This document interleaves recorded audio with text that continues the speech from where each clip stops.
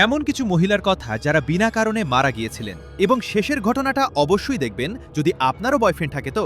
Number 1, আমেরিকায় নেলি নামের এক মহিলা তার 2 সন্তানকে নিয়ে মজা করে স্নান করছিলেন এবং সেই এলাকায় জাহাজ সম্পূর্ণভাবে নিষিদ্ধ ছিল, কারণ সেটা ছিল একটি সাঁতার কাটার এলাকা। কিন্তু তখনই পাশ থেকে একটি জাহাজ আসে যা নেলির চোখে পড়ে যায়। সেই জাহাজটিকে আসতে দেখে নেলি তার 2 সন্তানকে একপাশে সরিয়ে দেন, কিন্তু তখনই জাহাজের একটি জোরালো ধাক্কা লাগে এবং সেই জনপ্রিয় গায়িকার সেখানেই মৃত্যু হয়ে যায়।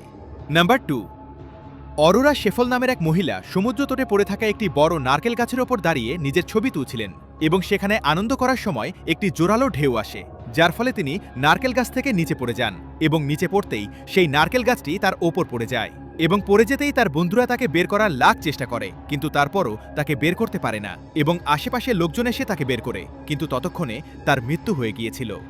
নাম্বার 3, এক মহিলা তার বয়ফ্রেন্ডের সঙ্গে দেখা করতে তার বাড়িতে যায়, কিন্তু ঠিক সেই সময় তার স্ত্রীও সেখানে চলে আসে।